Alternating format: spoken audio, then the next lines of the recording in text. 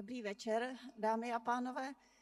Mé jméno je Pavla Niklová, jsem ředitelkou Židovského muzea v Praze a mám velkou radost, že vás mohu přivítat na prvním večeru našeho cyklu přednášek a debat o Franzi Kafkovi, který jsme nazvali Transatlantic Kafka.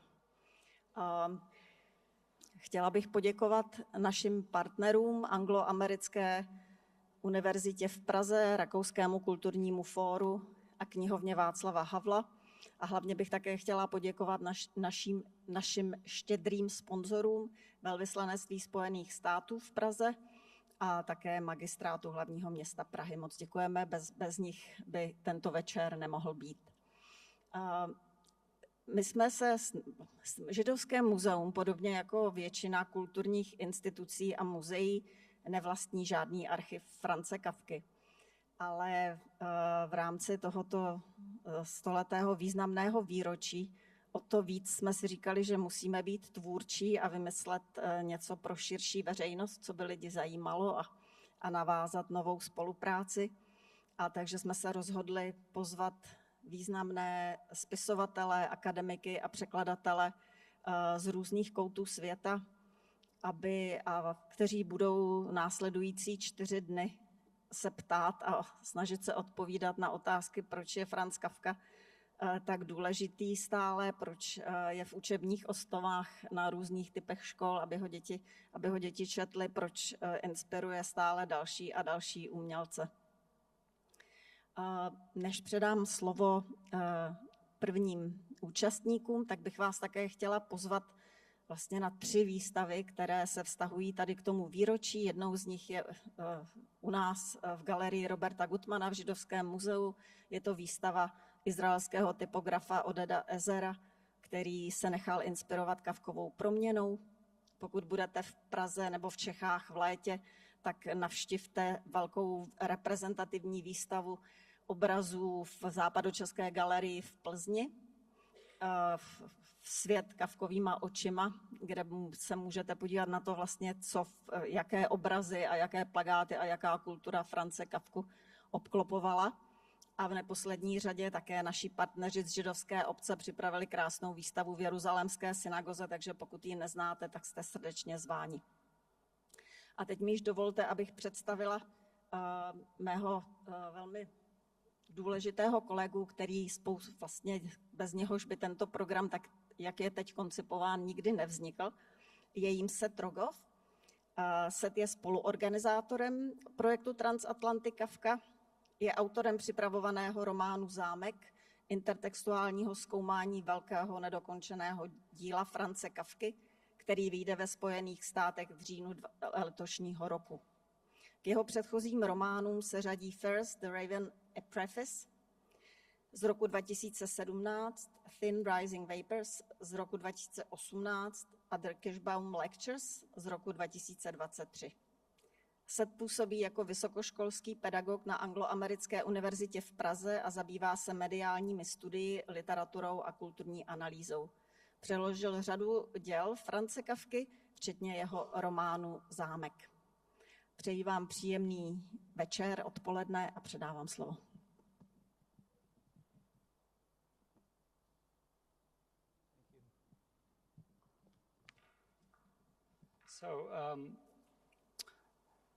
Yes, my name's Seth Rogov, as Pavla just nicely introduced me.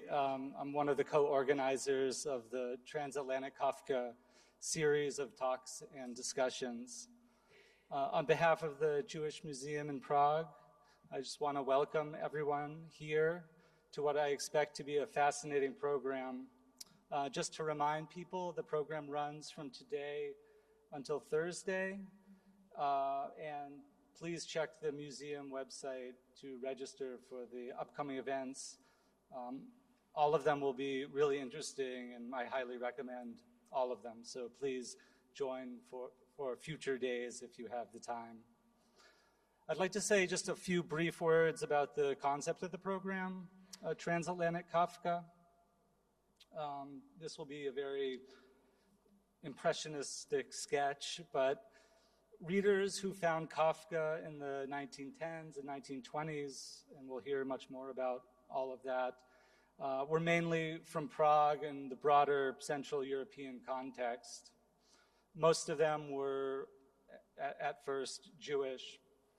Perspectives on Kafka crossed disciplinary boundaries, and responses to Kafka's text were offered by, for example, cultural critic Siegfried Krakauer, the historian Gershom Scholem, the writer Hermann Broch, and the philosopher Walter Benjamin, just to name a few. Beginning in the 1930s, with the rise of Nazi Germany, this intellectual and cultural world was blown apart, and Jewish intellectuals from the region, from Germany, Austria, Czechoslovakia, and elsewhere, began to migrate, many to Palestine and also to North America. When the exiled German Jewish entrepreneur Salman Shokin opened publishing houses in Tel Aviv and in New York, Kafka's collected writings, such as were available at the time, were the centerpieces of his enterprise. By 1945, major statements about Kafka had been offered by the likes of the German exiled writer Thomas Mann and the first editor-in-chief of Shokin Books in New York, the philosopher and scholar Hannah Arendt. These works helped set the stage for a massive expansion of Kafka's readership and his legacy. Kafka's reach transcended Prague and Central Europe, transcended Germany and German Jewry, and became a focal point of what we might call a transatlantic culture. In the following decades, of course, the impact of Kafka's work continued to grow, and now we can talk about not only a transatlantic Kafka, but also a global Kafka. So this program was developed to honor and analyze these layers of Kafka's legacy, the local, the Prague, the regional, and the global or universal. And it is perhaps at these intersections of these layers that we can find Franz Kafka. Although when it comes to finding Kafka, it is often more the case that one finds out something about themselves and not really about Kafka. As our program is honoring Kafka on the ambivalent occasion of the 100th anniversary of his death, I would just like to take the opportunity to read a few lines from Kafka's final story in the last book he prepared for publication before he died in June 1924, a book called A Hunger Artist. The story that I will read a very short excerpt from is called Josephine the Singer, or The Mouse Folk. In this story, the narrator is a member of a community of mice, and the narrator describes the character Josephine and her performance. The English translation is by Willa and Edwin Muir.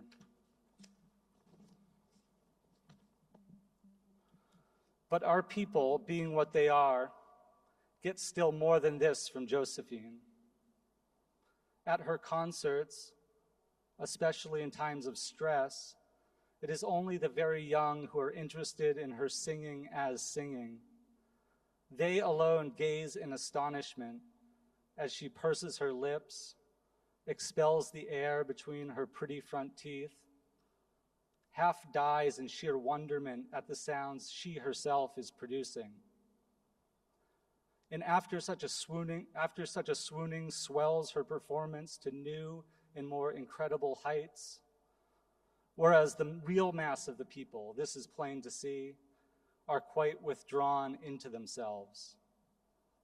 Here, in the brief intervals between their struggles, our people dream. It is as if the limbs of each were loosened, as if the harried individual once in a while could relax and stretch himself at ease in the great warm bed of the community.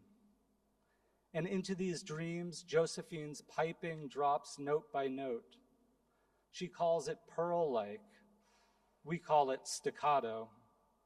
But at any rate, here it is in its right place, as nowhere else, finding the moment, wait for it, as music scarcely ever does. Something of our poor, brief childhood is in it. Something of lost happiness that can never be found again, but also something of active daily life, of its small gaieties, unaccountable yet springing up and not to be obliterated. And indeed, this is all expressed not in full round tones, but softly, in whispers, confidentially, sometimes a little hoarsely. Of course, it is a kind of piping. Why not? Piping is our people's daily speech. Only many a one pipes his whole life long and does not know it. Where here piping is set free from the fetters of daily life, and it sets us free too for a little while. We certainly should not want to do without these performances. Thank you. And now I would like to introduce our first guest, who will be giving the opening lecture of the Jewish Museum's Transatlantic Kafka program, Veronika Tuckerová. Veronika Tuckerová teaches Slavic studies at Harvard University, where she specializes in Czech language, literature, and culture. She is the director of the Harvard Summer School in Prague. Her forthcoming book, the product of many years of exhaustive research, will soon be published by Bloomsbury and is entitled Reading Kafka in Prague, The Reception of Franz Kafka in Czechoslovakia.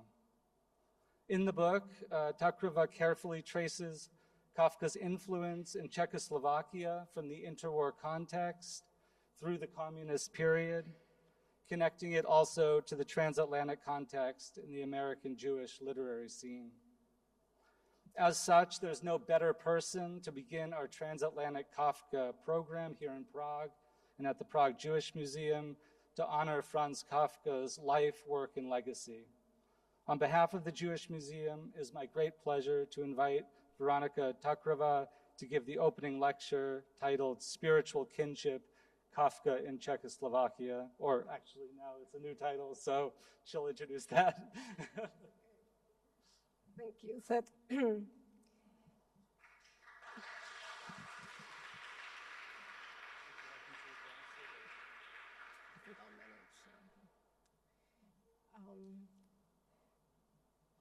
Dobré odpoledne, hello, good afternoon.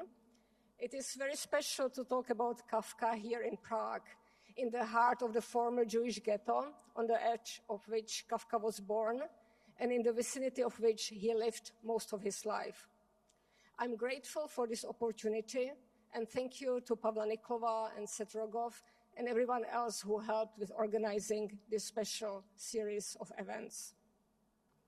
Kafka has been celebrated vigorously, especially on this side of the Atlantic. So what does it mean to talk about Kafka in Prague and from Prague? To many Czech readers, it had mattered that Kafka came from Prague. Czechs grappled with Kafka with intensity that, I dare say, is unmatched elsewhere.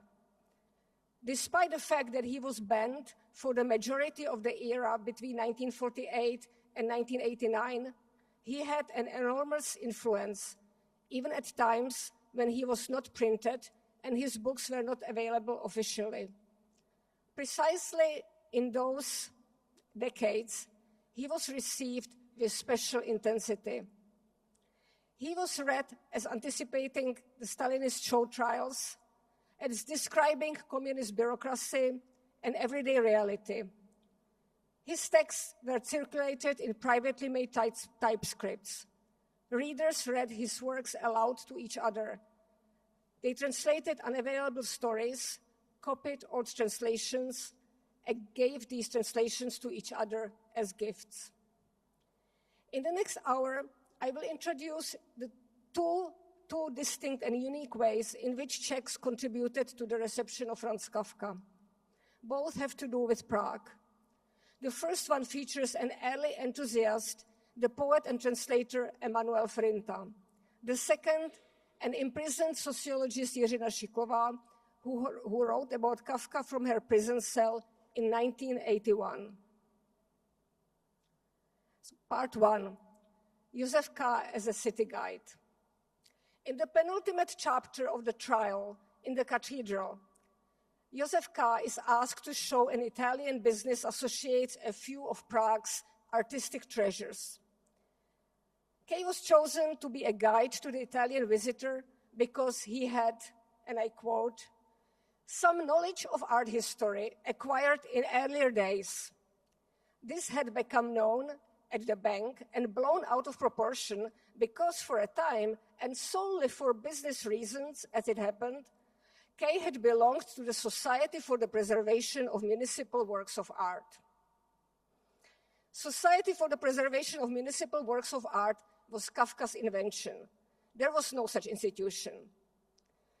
Still, its name resembles similarly sounding associations for preservation of historical buildings in Prague during Kafka's life. Protection of landmarks became particularly urgent following the city clearance of Prague's old town in the late 19th and early 20th century. In that major urban project, a big part of the former medieval ghetto was demolished.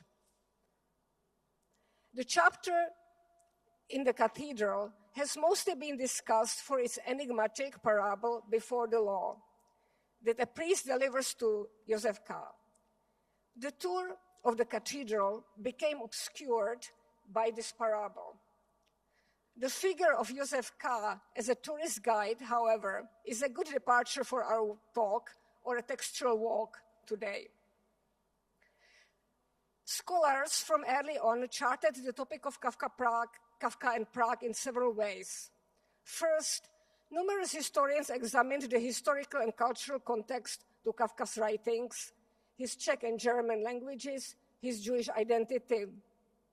Kafka's contemporary Pavel Eisner faulted Western interpreters with their ignorance of local facts and customs and went as far as to claim that, I quote, Franz Kafka is explicable only in terms of his Prague, and thus only by means of intimate knowledge of circumstances which are unique and will never recur again. In response, he developed his triple ghetto topos, by which he meant the linguistic, religious, and economic conditions of Prague Jews, and he wrote about Kafka within these coordinates. Second, readers looked for traces of Prague in Kafka's works, starting with Max Brod to Karel Kosík and many others. They identified Strahov as the setting of Josef's execution and the Czech bridge as the site of Georg Bendemann's suicide by drowning in the story, The Judgment. And with excitement, they noted places mentioned by their German names in Kafka's early novella, the description of the struggle. Third and finally, there is a distinct Czech contribution, the actual physical walking in Kafka's footsteps, the lived topographical experience of Kafka's writings. Czech readers located sites relevant to his life and work, experiencing his writings through these places, and vice versa, experiencing these sites through Kafka's fiction. But let's come back to our fictional tour guide, Josef K. Josef K., I'm sorry, I keep calling him in Czech, but you all know it's Joseph K. So Josef K. reluctantly agrees to show the city sites to the visitor. He reviews Italian grammar, prepares an album of city sites, and copies from the Italian dictionary special terms that he might need for the walk. Due to the time constraints, the Italian wants to visit merely the cathedral. K awaits him there. The guest is not coming, and K sets out to explore on his own, taking the reader on a tour through the church. With the help of a flashlight, a recent technical invention, the day was rainy and dark even during the late morning, he proceeds to one of the side chapels. and I quote, "The Italian had been as right as he was impolite not to come. There would have been nothing to see, and they would have had to rest content with examining a few paintings inch by inch with K's pocket flashlight. To try this out and discover what they might expect to see, K approached a small nearby chapel, climbed a few steps to a low marble balustrade, and leaning forward over it, illuminated the altarpiece with his flashlight." End of quotation. K enters what resembles the Schwarzenberg Chapel on the north side of St. Vitus Cathedral. The chapel is passed by most of the tourists nowadays who look for more illustrious attractions: the gemstones in St. Wenceslas Chapel, the Baroque silver tomb of John of Nepomuk, or the stained glass windows, including one by the Art Nouveau artist Alphonse Mucha.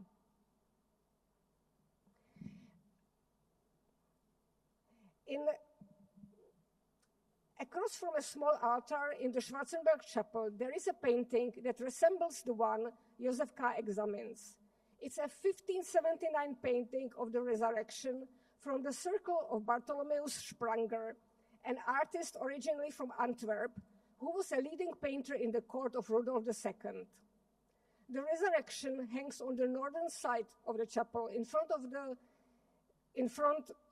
of Schwarzenberg's family gravestones under the family's coat of arms. Josef K. inspects the painting.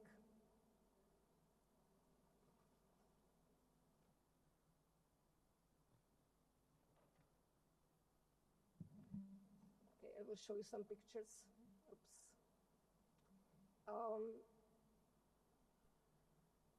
So I found out last night that I didn't have a good picture of that painting, even though I took a photo of it numerous times. So this afternoon I went to the cathedral. I entered, I bought a ticket and waded through the masses of tourists to find out that that part of the cathedral is blocked and closed. But by sheer luck or insistence, I asked one of the workers who worked there, and he took these photos for me. So this is on the left is the Schwarzenberg Chapel, and on the right is the painting. And here is the detail. So this unknown worker took this photo today. So the novel's ekphrasis centers on the figure of a tall knight. K, and I quote, K, who hadn't seen any paintings for a long time, regarded the knight at length, in spite of the fact that he had to keep squinting, bothered by the green glare of the flashlight. Then, as he passed the light over the remaining portion of the painting, he discovered it was a conventional depiction of the entombment of Christ, and moreover, a fairly recent one. As one would expect, the novel's depiction blends realistic observations with fiction. The marble balustrade that K leans over to look at the painting corresponds to the physical reality. But the real painting is not, that's the balustrade, but the real painting is not of entombment, but of his resurrection. By pondering the painting, K enjoys a brief respite from the tribulations of his trial. This moment comes shortly before the parable before the law, a key riddle that appears to shed light on K's trial while simultaneously adding to its mystery.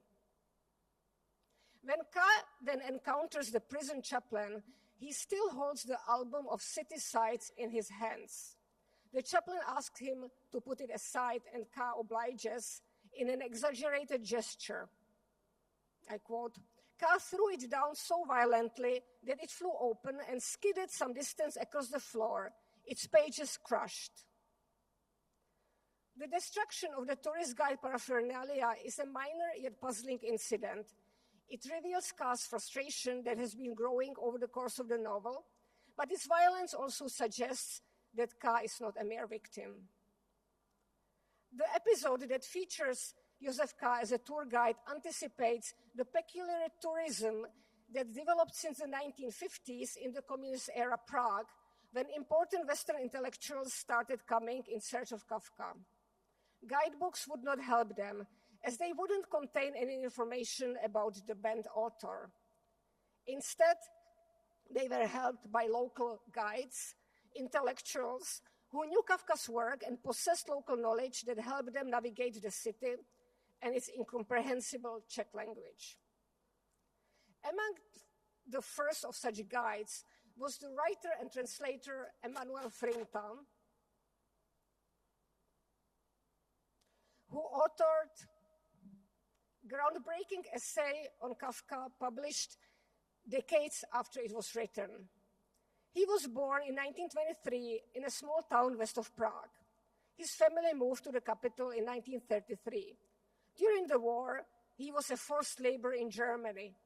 After the war, he studied at Charles University, but left in the summer of 1948 in solidarity with several of his fellow students who were expelled following the communist coup in February of that year. Frinta then led a precarious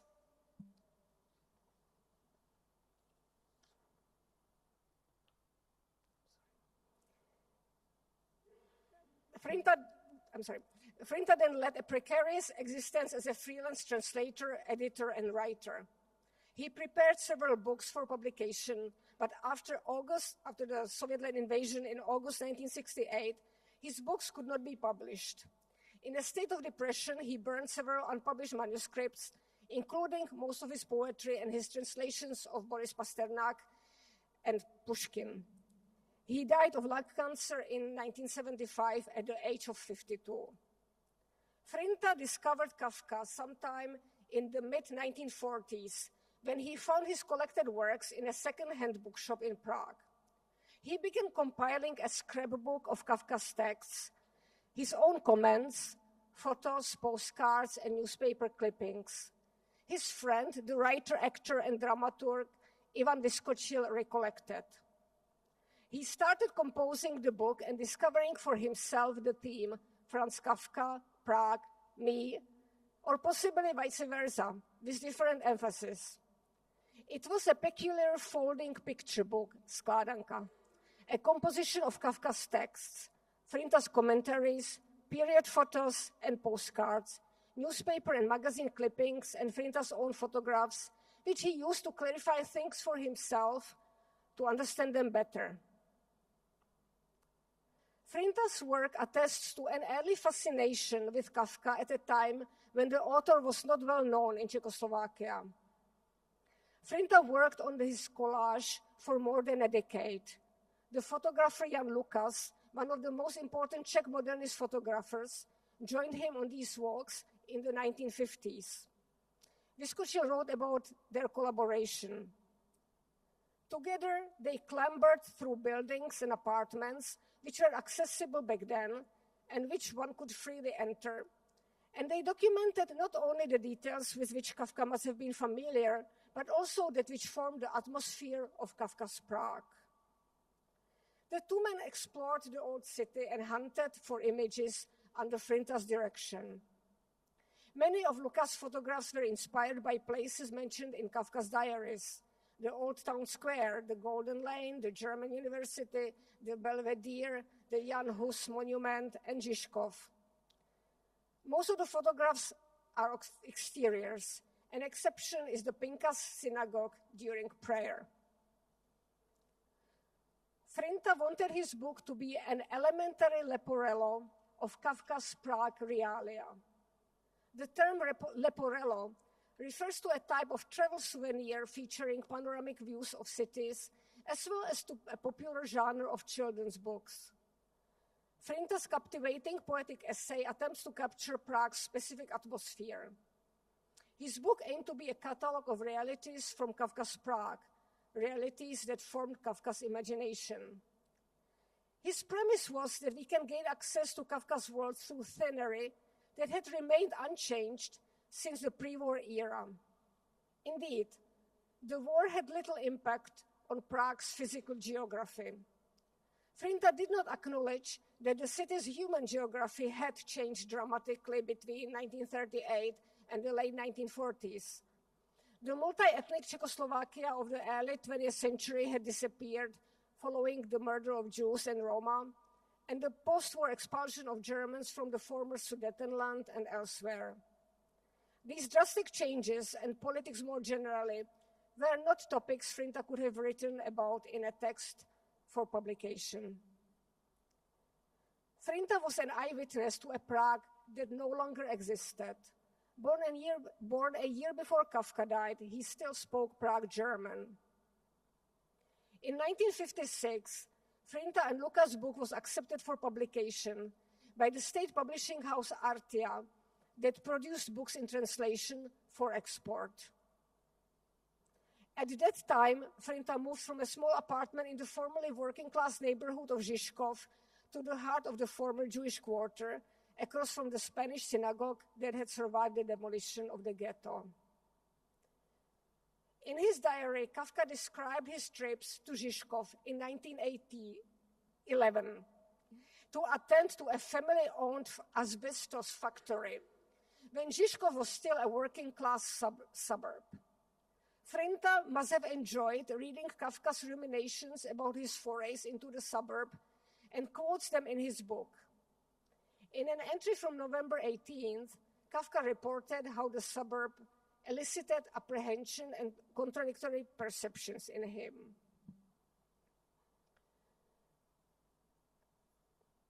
The suburbs of our native city, this is Kafka's diary, in the translation of Ross Benjamin.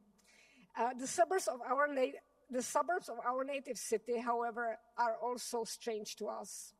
Therefore, I always enter the suburb with a mixed feeling of fear, of forsakenness, of sympathy, of curiosity, of haughtiness, of pleasure in travel, of manliness, and come back with contentment, seriousness, and calm, especially from Žižkov. An entire page of Frinta's book is given to a lengthy quotation, and it is juxtaposed with a fascinating photograph by Lukas. Streets leading up the hilly Žižkov with staggered rooftops and smoke rising from chimneys. So this is the book. This is the book published in 1960 in German and in English in Prague. And in Czech, it was published for the first time only in 2000. So these are the two foreign language editions, which were not available in Czechoslovakia. And here we have the photograph that illustrates, it's Lukas's photograph that illustrates Kafka's entry about his trips to Žižkov. To Frinta, the city's unchanged architecture bears witness to Kafka's former presence. But even if the stage and architectural stage pieces, as he calls it, of Kafka's life remain unchanged, a walk through Kafka's Prague is possible only in recollection and in one's imagination. Frinta elaborates on a dichotomy well represented in scholarly literature that divides Kafka's over into early and later writings. While there are direct references to Prague in the early works, in the novella Description of a Struggle and the fragment Wedding Preparations in the Country, Kafka's later works do not mention real place names. Still, there is a consensus that Kafka based some of his locations on real landmarks in Prague and other Czech places. The Prague locations in Description of a Struggle include German names of streets and allow us to trace the movements of the narrator and his companion on a city map. Frinta used the figure of a Baedeker, a travel guide.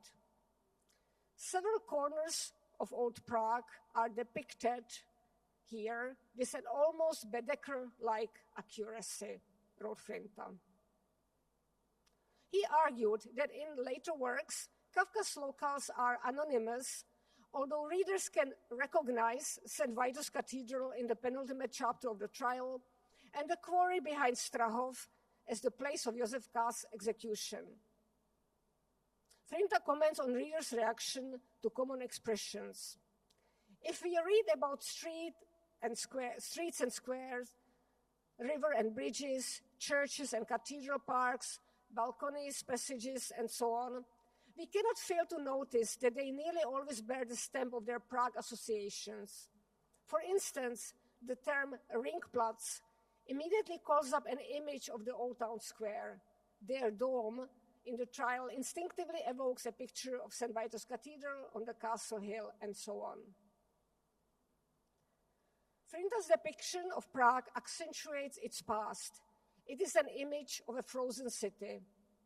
The archival images in his book depict life in the former ghetto, a junk shop or the crowded indoor balconies, so-called Pavlachen. He quotes at length the Czech realist writer Ignác Herman and his descriptions of the Prague ghetto in the 19th century. Frinta praises Herman's recollections, including his memory of Eruv, the wire that separated the ghetto from the rest of the town. I quote. This is the 19th century writer Ignác Herman. I remember how, about 30 or so years ago, I was once overcome by something almost like dread when my companion stopped in one of the narrow, unfriendly streets behind the Old Town Square, pointed upwards, and said, "Now we are behind the wire." "What do you mean?" I asked. "We are in the Jewish town." Frinta quotes Herman's romanticizing depictions of the ghetto to illustrate that Kafka's generation, I quote, experienced this tension the more intensely because as children they had still known the former ghetto, even though only as a structural entity, stavební celek in Czech. Franz Kafka had still traversed the phantom-like world of tiny alleys whose atmosphere still weighed upon the older generation like a grim nightmare, but which the younger generation had no longer experienced. Herman and Frinta's depictions of old Prague bear nostalgia for the past that was present even before the sanitization project. During the 19th century, the former ghetto and the old Jewish cemetery became tourist destinations.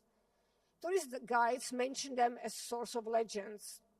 The Prague ghetto transformed from a place to a topos that combined old legends, such as stories about the Rabbi Löw and the Golem, German Jewish stories from the ghetto, and modern mystery and crime literature set in the former slum. In these diverse literary texts, the ghetto was a place of the uncanny and the mysterious, a liminal zone in the very center of the city. Kafka's generation could still recall a mental map of the former ghetto, writes Frinta. But Frinta's image of Kafka's walks in the ghetto is speculative and not anchored in Kafka's writings. Kafka must have known the area. He was born just beyond the edge of the former ghetto, which had been abolished a generation earlier in 1853. Many of its original inhabitants moved away. Kafka lived through the demolition just nearby, and a modern urban layout replaced the decaying medieval winding streets with Parisian-style boulevards, and Kafka's father, Herman, proudly settled in its luxurious modern apartment buildings. In 1900, the Club for Old Prague, Klub za Starou Prahu, was established in response to the demolitions. Its aim was to protect historical landmarks threatened by the new developments. Old Prague, and especially the former ghetto, became an object of affection for writers and art historians who valued its unique historical character. The ghetto and Old Prague were increasingly appreciated in the aftermath of their destruction.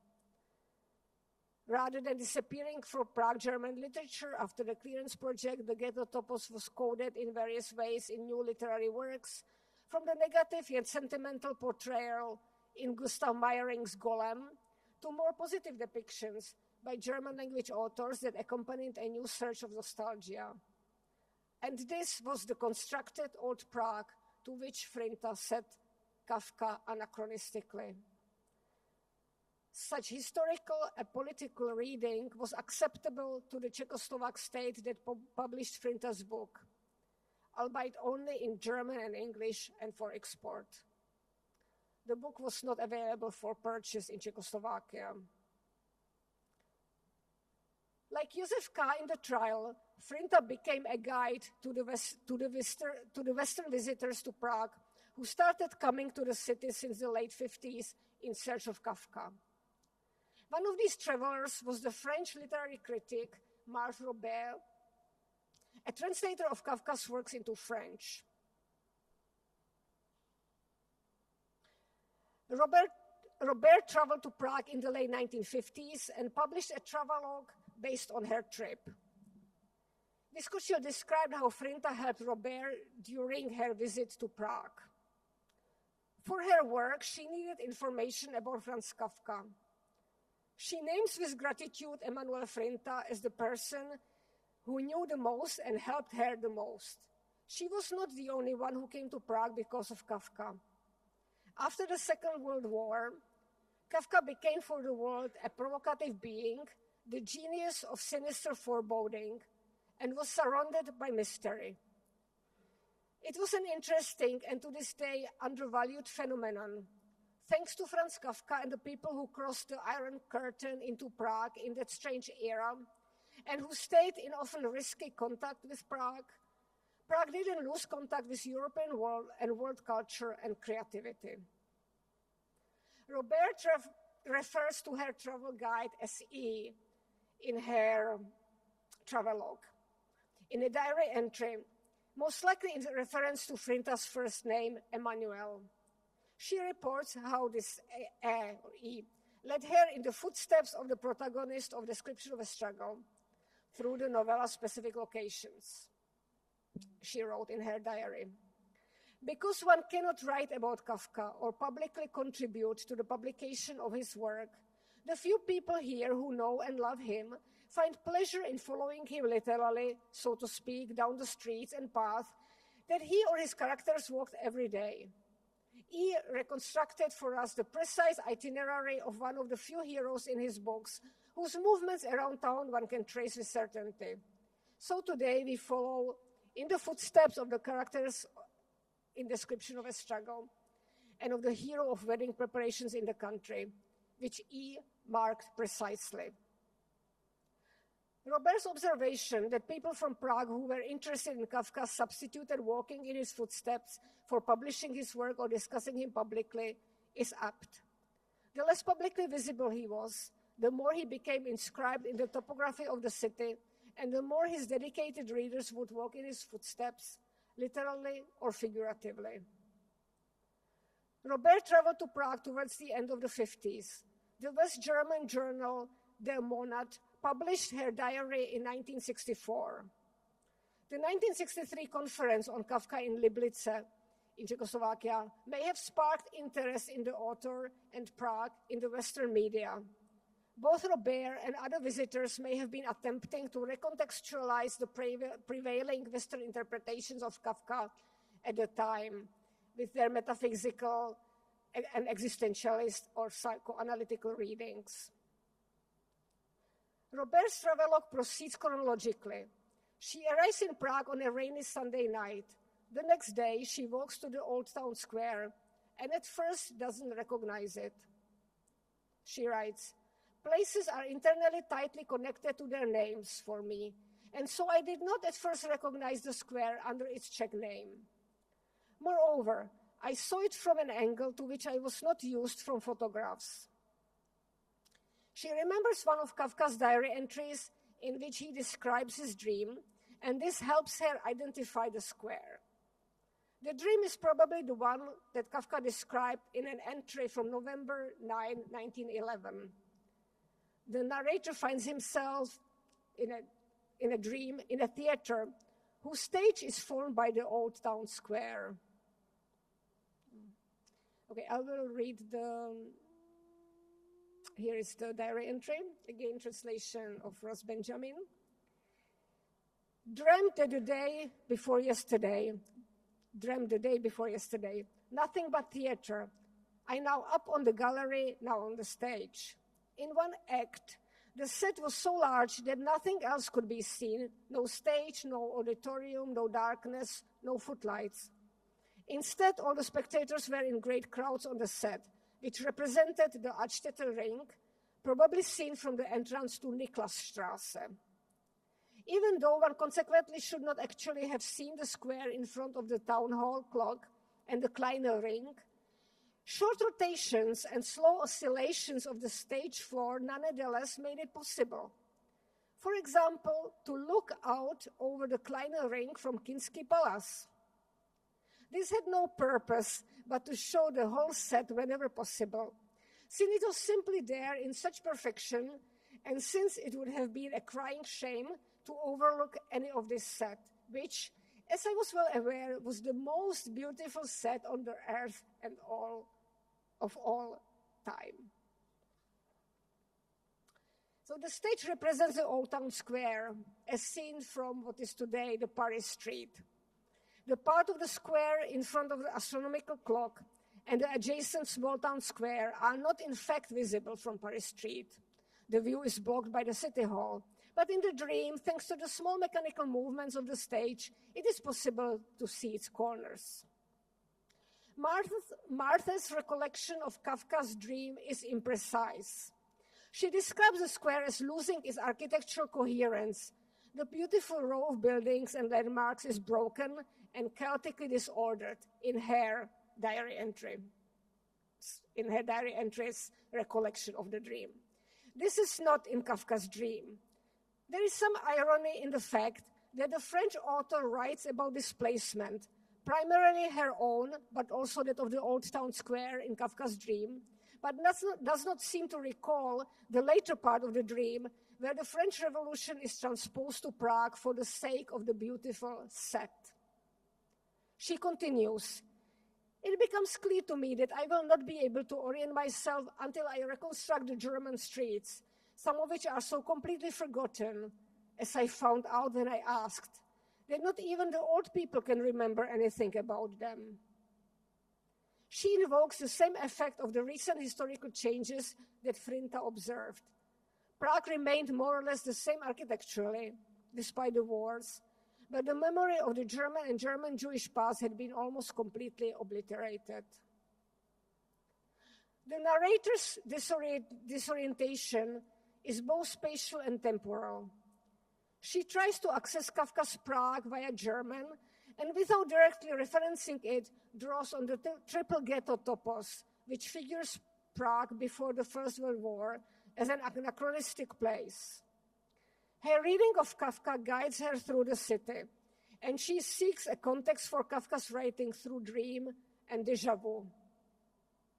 After the Old Town Square, she visits the castle, Der Hradčín, which she describes by referring to Kafka's castle, the Jewish quarter and the Old Jewish Cemetery, the Old New Synagogue and the Baroque Church of St. James, where the severed hand of a thief is on display, the legend of which is narrated at length in the expanded version of Gustav Janouch's Conversations, an episode that is likely a fabrication. She reports on a conversation she had about Kafka with her Prague acquaintance, whom she refers to as S. "I tell S that I looked for the trial in the windows of numerous huge bookstores. The enormous amount of books sold here is for me somewhat incomprehensible. Every third or fourth store in the main streets is a bookstore, but until today I didn't find a single copy in any of the bookstores." S explains the reasons for this. In addition to the official Marxist criticism of Kafka as a bourgeois decadent, the nationalist Czechs considered the author an outsider because he did not write in Czech. The next day, someone else explains that she would not see Kafka's book in a shop window because it sold out within 3 days. And she concludes, "I find out that the audience and the officials don't have the same point of view in this respect. So Czech readers are interested in Kafka after all? No, but they bought the trial because they know that this book is famous in the rest of the world, and also because they want to protest against the official judgment. So they got the book, but do not read it." This is not true. This was not true. Okay.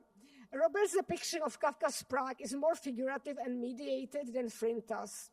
Though she was interested in Kafka's context, she interpreted them through several distancing motions, refracting them through translation, an anachronistic return to the past, and Kafka's dream. She concludes that Prague had not helped her explain Kafka. I quote, "The unreal, the nameless, the silence that hover over the city in his writing say more about it than what the city could reveal. I cannot get rid of the thought that in a sense, Prague has taken revenge for it and has done so with Kafka's most personal weapon, silence." She concludes that Kafka's mystifying texts say more than the city, and ultimately she rejects the possibility of a contextual reading.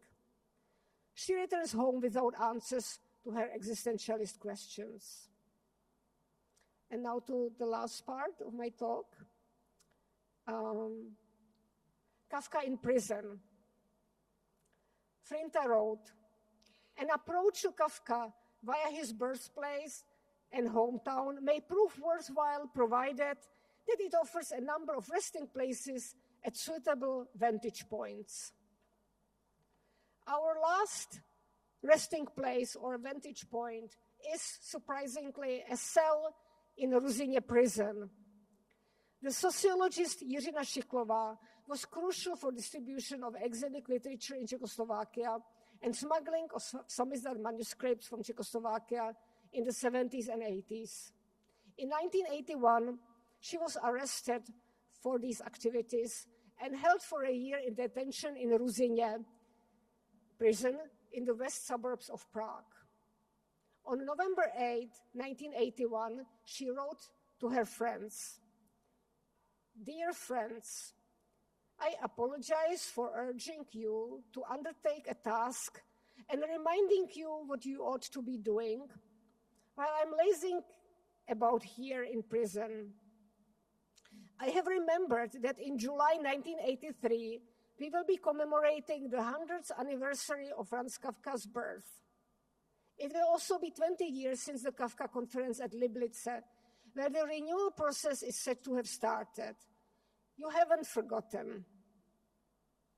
In her letter, which she managed to smuggle out and which was later published in West Germany, she suggested that they edit an anthology, or her friends edit an anthology that would address Kafka, both as an author and as the subject of a debate, quote, "that was a struggle for greater freedom of access to art and literature in the 60s. In her letter, she draws on Kafka's novels to narrate her prison experiences. "How many land surveyors' cars have I met since I have been here in prison? How many Josef cars trying to discover why they were summoned, why they were indicted, what they did wrong, and why nobody talks to them. These latter-day Ruzyně cars write, appeal, write again, and write, all in vain." Šiklová recollected her prison experiences in an interview I conducted with her later in 2008. She described how the inmates communicated among each other. "What is there to do in prison? People are idiots, but it's not much news. They entertain themselves by talking through the toilet and by sending letters to each other. Above me was some guy who was my age or maybe older, an intelligent man. Šiklová described how she started corresponding with this man, whose name she did not know and whom she never saw.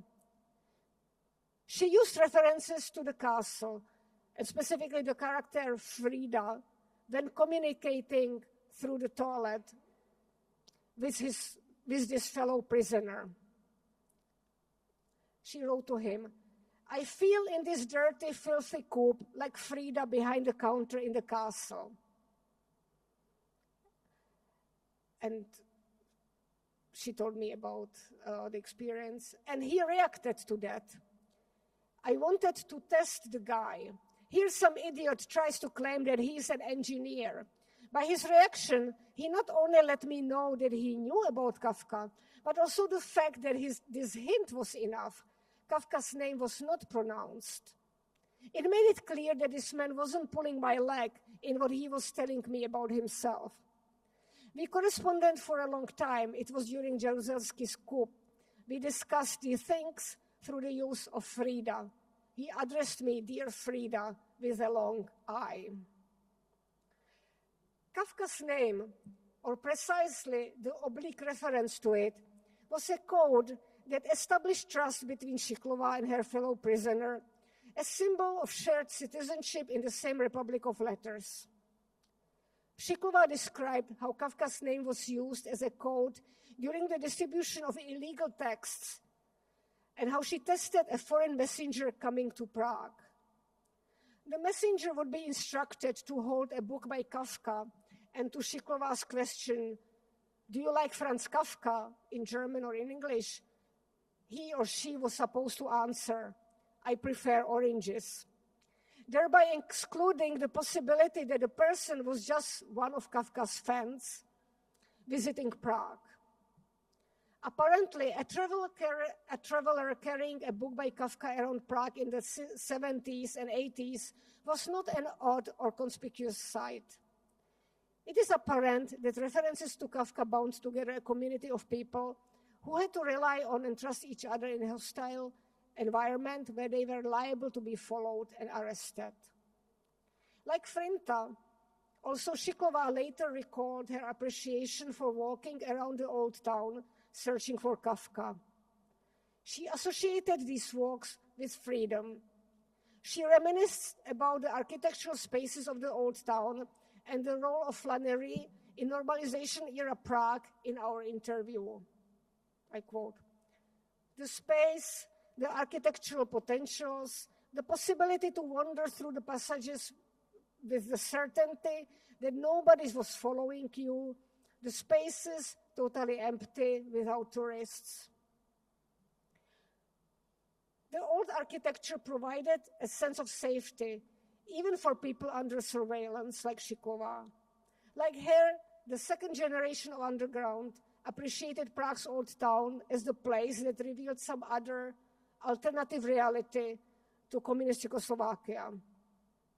The underground superstar Egon Bondy mentioned in the 1984 Samizdat film, in which he walks the viewers through the old town. The one whose bust is displayed here on the house where he was born now certainly regrets that he died young and that he's not here with us, because only now he would feel at home here with us. I hope you enjoyed this figurative walk through some of the Prague places associated with Kafka and his Czech readers. And I hope that you will enjoy walking in Kafka's Prague and reading his works with new eyes.